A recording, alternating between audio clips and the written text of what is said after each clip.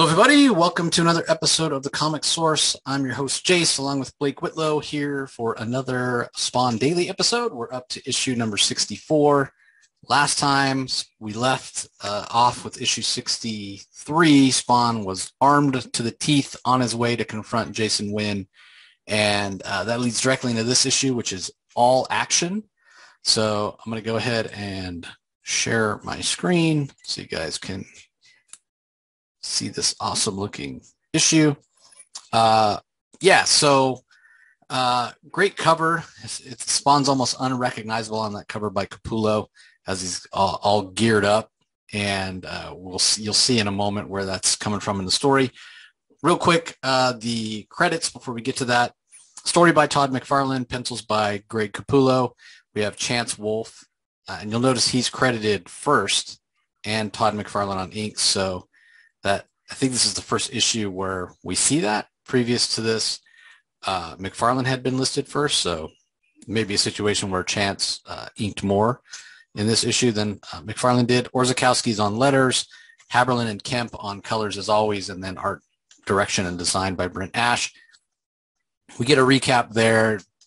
Again, Jason Wynn has been warned that Spawn's coming. Al Simmons' Spawn looks like himself again for the first time in a long time, but kind of didn't, I don't know if he's overwhelmed by the fact that that's the case, not thinking clearly, but made an enemy out of his best friend, this guy that he finally connected with, the one human other than Granny Blake, who he can actually talk to. And Blake noted that very impetuous decision by Al to say, hey, I'm going to go take care of Jason Wynn. And, this is what he says to Terry Fitzgerald. I'm going to go take care of Jason Wynn and make sure your family is protected. But then I'm coming for my wife. Dude, she's not your wife anymore. But, we've talked a lot about the reasons why Al Simmons maybe wants Wanda back, what she means to him in terms of how she reflects on the good in him and brings out the best in him and whatnot. So, this literally picks up seconds after the last issue ended. There we see Spawn, and he's got, I don't even know how many guns slung around him. He's wearing a bandolier of bullets. He's got another bandolier of bullets in his hand. He's got a giant ray gun in one hand and grenades clipped to his harness there. And he's on his way to take out Jason Wynn. And we're told that he's got a twofold strategy, right? He wants to take out the enemy, and then he wants to have his chance to be back with Wanda. And they sort of go hand in hand, because when Spawn last went to take out Jason Wynn told Al Simmons, hey, if anything happens to me, there's instructions to make sure Terry and his family are taken out. So Spawn wants to be sure that that's not the case, and then goes try to start his life over, which, there's no acceptance in Al Simmons. Give him that. He's got the tenacity. You could say stubborn if you want to look at it in a negative light, or pig-headedness or bullheadedness or whatever, but he's not giving up on this idea that he's still human. So meanwhile, at the headquarters of the USSG, we see this Commander Hull. We're told he's got nearly 400 troops. He's just deploying them around the grounds and in the building to protect Jason Wynn, because Jason Wynn had gone to his superiors and he just said it was a generic terrorist threat. So they don't actually know, the powers that be don't actually know that it's Spawn. So Spawn lands again. I don't know how long it takes before we stop seeing new powers from Spawn, although I guess we did see this in a lot of ways last issue when the symbiote transformed itself into a suit. But again, very Venom in this ability. And this time he has the symbiote transformed to look like the armor and whatnot that these other soldiers are wearing. And of course, the ordnance that he's carrying looks the same because he stole it from one of their caches way back in issue 7. So you have something to add, Blake?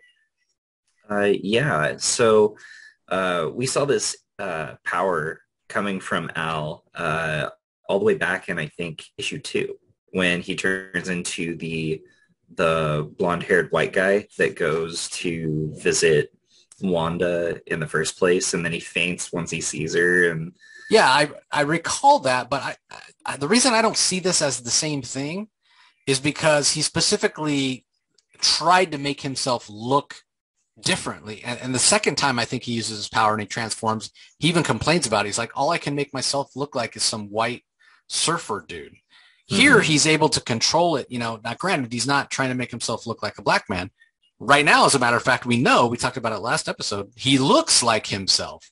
yeah, But he is able here to sort of control the appearance of what the symbiote transforms into. Now, maybe it's because we've seen or heard, especially from the Violator, that the symbiote has evolved. It's gone up to the next tier. So maybe that's why. Maybe early on, issue 2 or what have you that you're referencing, the symbiote was much younger and wasn't as powerful.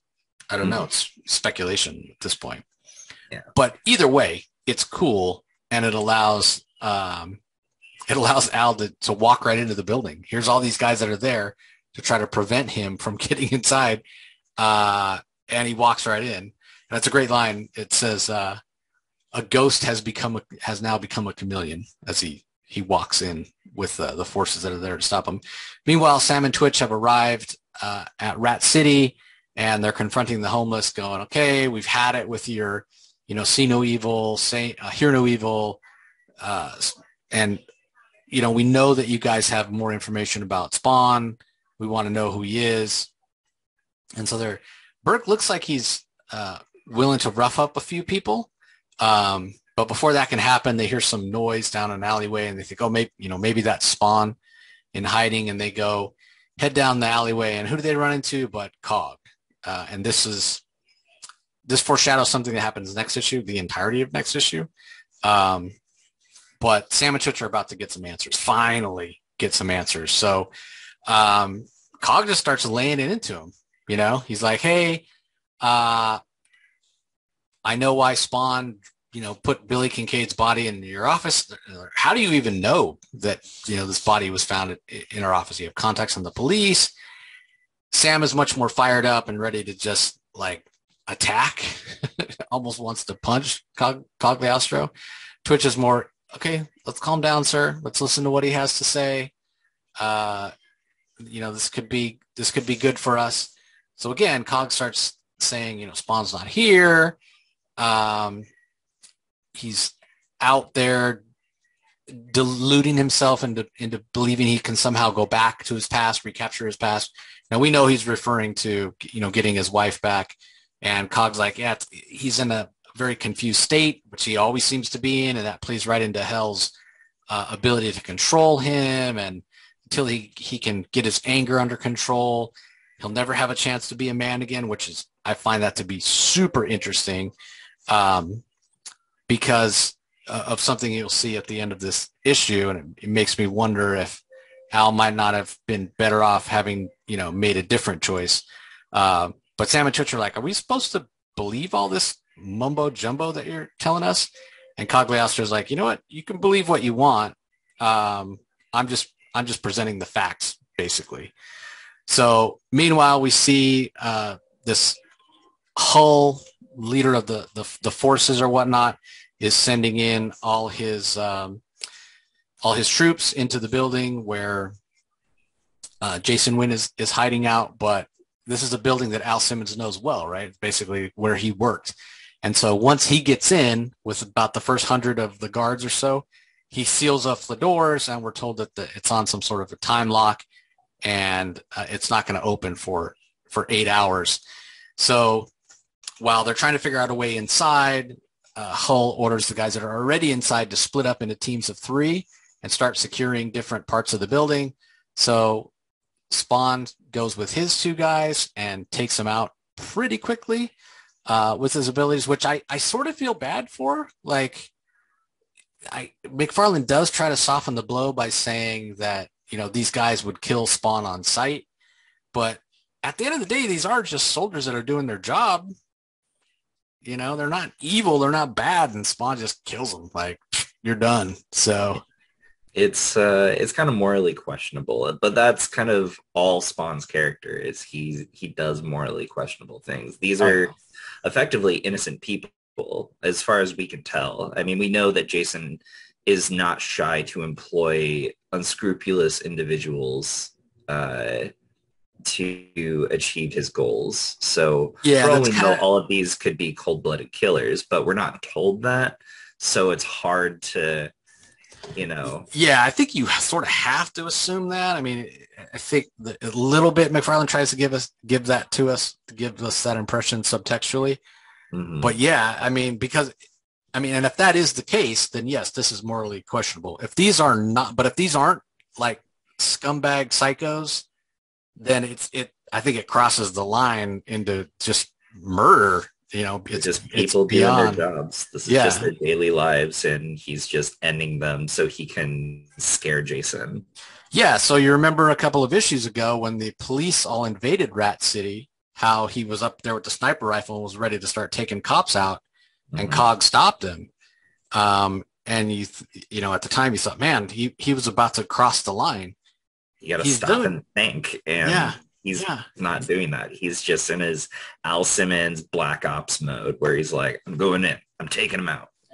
yeah. From a story pointing perspective, though, a storytelling perspective, I think that yeah, that is the difference. Like McFarlane didn't want him taking out police officers because yeah, that does put Spawn in the bad guy silo, so to speak. But taking out these soldiers who, again, we're told will kill him on sight, it's more self-defense. You know, it's more a question of these guys work for Jason Wynn. Jason Wynn's the bad guy. So, but it doesn't take long for Spawn to start taking these guys out, divide and conquer, as it were. And even Jason Wynn, who's alone in his office, realizes something's not right. A bunch of them try to get up to the floor Jason Wynn's on. Spawn is hiding out on top of the elevator, clips the cable, which is brutal. We're told what's left at the bottom, you know, once the elevator falls all the way to the bottom, what's left at the bottom is barely, what's left at the bottom barely resembles anything human. So that's not good, obviously. So, again, the guys outside are still trying to break in. Spawn's jamming different signals and different communication between inside and outside. Again, with that tactical knowledge of what the building looks like, he definitely has an advantage. So these soldiers all launch tear gas against Spawn. They all have gas masks themselves. And once they realize that they find the gas mask that Spawn supposedly was wearing, so that fills them with confidence. And that's exactly what Spawn wants. He wants them to be overconfident because he doesn't breathe, right? It's like his lungs don't work like our lungs. So the gas mask was just a decoy, something to get them to let their guard down. So he takes out a bunch more of the soldiers that are inside and cuts the power to all of the building. So once that happens, the forces that are outside lose radio contact, and so it spurs Hull to try to get inside, you know, that much quicker. And the last few soldiers that are left inside the building, Spawn actually splits up from his symbiote, and his symbiote kind of lays in ambush. And they go walking into the room, and then all of a sudden the floor rises up around them because the symbiote had been disguising itself as the floor, and it rises up and swallows them basically. So meanwhile, Spawn himself has gotten into Jason Wynn's office and tells him, hey, it's Judgment Day. It's the day that Spawn has been waiting for, obviously. What he told Wynn, hey, I was going to get to you even though you knew I was coming. And he says, let's get a few things straight. I'm about to destroy your life, power base, everything you've built. You know, once I'm done with you, none of your international contacts will even want to spit in your direction, you know, let alone do any kind of business with you. And he says, you know, I'm your master now. And if you do anything to hurt Wanda or Cyan or any of her family, you die the same day. And I think he's finally ready to come right out and say, yeah, I'm Al Simmons. And he says, you've already seen that nothing can stop me, right? Which was the point of this exercise. So now let me show you what you've created. so you know who's going to be haunting you, and he allows the symbiote to pull back. But his face is no longer the face of Al Simmons. It's his face is barely discernible. We're told he's got all kinds of rot and pus-filled blisters, and even as his mask is peeled away, there's bits of his decomposed flesh that fall away. So I can't help at this moment but think of what Cagliostro was telling Sam and Twitch, right? When they're asked, well, what, he's not, if Spawn's not here in this alley, where is he? Oh, he's out there trying to recapture his past, not realizing that, you know, that can't happen, and he's going to lose his chance of ever being a man again. So is this behavior, like, because really, once again, Al Simmons is playing right into the hands of what Hell wants him to do. Hell wants him out there as an agent of chaos. Hell wants him out there killing people, whether justified or not. You know, Al is killing these soldiers, mercenaries, whatever they are, killing them, and that's just getting more soldiers for Malbolgia to recruit into Hell's army. He's doing exactly what Hell wants him to do, and in that way, you know, that bolt of antimatter, or whatever it was that Al Simmons had done that allowed some of his humanity to come back and manifest itself as actually looking like himself, looking human.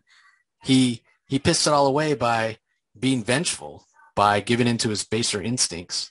I mean, that's my read on it. Maybe McFarlane will come right out and say that, but it's definitely the way that I read this. So kind of the way I read it too is he was given a brief chance to kind of enjoy, you know, life with a face again.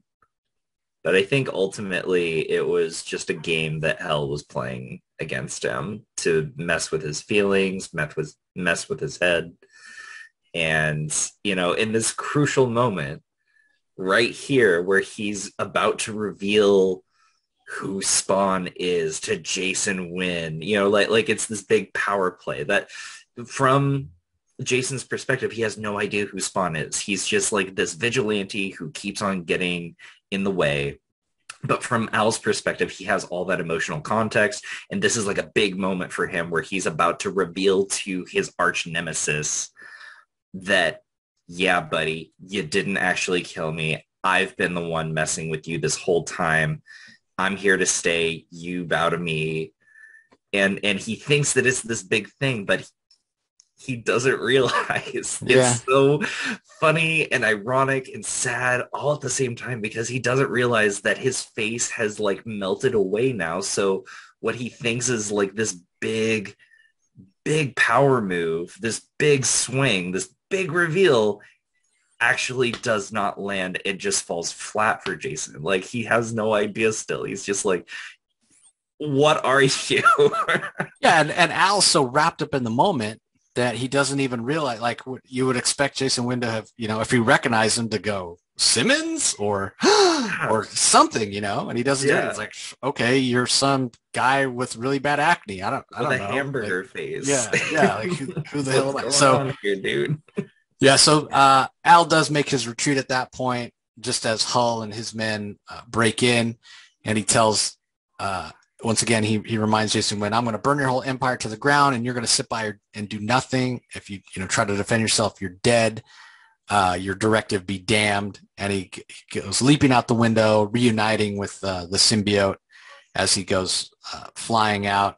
And once the forces get into the room, Jason Wynn, he can't admit that anybody was in there with him. You know, he can't admit that he's been threatened. He's like, there was nobody in here. There wasn't. You haven't seen a thing, not a damn thing. He's got to play this and keep it all really close to the vest. So another really good issue, one of my favorite issues we've covered in a while, because it was just action packed from start to finish. So really, really fantastic issue. And as much action as there was, some cool character moments too, though, because I think that moment where Al allows his face to be seen, and then we find out that it's, rotting away again. especially adding that touch of having some of the rotted flesh like fall off and float to the ground. That's just really good storytelling. The art in this one too, great from Capullo, Chance Wolfe, and McFarlane as well. Because there's a lot of detail. Typically, what we've seen in the past, when you get an issue like this that's got a ton of action, that Capullo's gone a little lighter on the backgrounds at times with those issues, but that's not the case with this one. He really knocks it out of the park. This is definitely one of my favorite issues that we've read so far. Yeah, this is a good one. It moves the story forward, and it also takes Al back a little bit because he thinks that he's got control of the situation, but then we find out at the end that he doesn't have the control that he thinks that he has. He's still playing Hell's game. He's Hell's pawn in all this. Yeah, and the other thing about it is Sam and Twitch are finally getting some of the answers that they've been looking for a long time. So you wonder how see that in the next episode where is a big tell-all. Yeah, that's really interesting as well. And then the last thing that I'll say about this issue is you wonder about Al's decision to go and confront Terry Fitzgerald or to reveal that, hey, he goes to him, we saw this last issue, or last episode. He goes to him and says, hey, I just wanted you to know, look, I got my face back. I'm coming for my wife. And also I'm going to take out Jason Wynn. Terry's like, what are you talking about? That's not what we had planned. Well, we can't go with what we had planned because Wynn's on to you. This is what has to be done. I just wonder about that approach, right? Something else we've talked about a lot with Al acting instinctively and impetuously and not thinking things through. Not that he necessarily needed help here with these soldiers, but Jason Terry Fitzgerald knows that building in and out as well. So rather than going to Terry Fitzgerald and say, hey, dude, I'm taking my wife back, and by the way, I'm taking out Jason Wynn, you know what? You guys were working so well in partnership. Mm-hmm. Hey, this is what I've told Wynn. I want to see what the strength of his response is. Like, why would you not want Terry's help instead of... There is a version of events that could have played out here. And I love the line of thinking that you're going is like, if Al had held back a little bit, not been so hot-headed, not try to reclaim the life that is gone from him and just accept things as they are, he could have teamed up with Terry. He could have done another Black Ops mission into this building. No one would have to die. And he still could have made the power play against Jason, ensuring Terry and the Fitzgerald family's safety. And it's a move against Jason, showing that there's nothing he can do to actually stop Spawn. He didn't have to burn the bridge with Terry. Well, not only that, if what we're saying is right about the reason why Spawn's face starts to revert to the rotted, pockmarked, chewed up bubblegum, if he goes in there, Black Ops, with Terry as an ally and doesn't kill anyone, does he still get to keep looking human? Yeah, we don't know. And what's great is there isn't conclusive answers. It's so rich with the ambiguity, all those what ifs and should I haves. And it's so good. Yeah, we'll have to ask Todd when we get him on the show. It's almost like we need to get him on the show and go, okay, we've covered, 60, 70 issues, whatever, and be like, I have one question about each issue. Here we go. Lightning round, 70 questions in 60 minutes. So I'm sure a lot of Todd could never be like, that was 30 years ago. I don't know. Yeah. Well, the other thing is if you've ever listened to Todd give an interview, there's no way the guy can answer a question in under a minute. He loves to talk, especially about Spawn. So yeah, I'm saying 70 questions in 60 minutes. He couldn't answer 60 questions in 60 minutes. He probably couldn't even answer 30 questions in 60 minutes because he goes off on tangents or whatever. That's part of what we love about him because he's so passionate. Yeah. But yeah, it's kind of funny. But I have so many questions. hopefully we'll get him on the show at some point. But it's so great. Yeah. Anyway, any other last thoughts about Spawn 64 before we call it good? No, well, I guess there's one thing. I really like that final panel, that final page of Spawn reuniting with the red part of his symbiote and just like jumping off into the distance. It's something that we've seen before. He can separate from a symbiote, but it's an interesting kind of power that he doesn't really utilize a ton. And it's just kind of cool to, acknowledge that his suit, K7 Letha, is a living thing that he lives with symbiotically, and it can do things independently of him. So it's just, Yeah, it's definitely a cool thing to see. Yeah, it's definitely a cool aesthetic. And that kind of coincided with Capullo coming on the book. And we were even told, that, next level, it has evolved because, I mean, don't get me wrong, right from the start, McFarlane was drawing this cape as this enormous thing. Mm-hmm. But Capullo takes it to the next level. I mean, look at the size on that panel. Look at the size difference between Spawn as he goes leaping out the window and that cloak. I mean, it dwarfs him. Gigantic. Yeah. It's absurdly huge, but because it's like this amorphous netherworld entity that is alive, like you kind of roll with it. It's almost less ridiculous knowing that it's a living thing that came from hell instead of just saying, oh, it's a cape. Yeah. Like it's more than just a cape. It's this being of huge untapped power, and I don't know, it's just a cool shot. It's so cool. Yeah, great art in this one. As we said, just with all that action, Capullo knocked it out of the park. So anyway, that's gonna do it for this episode, everybody. We'll be back with issue number 65 next time.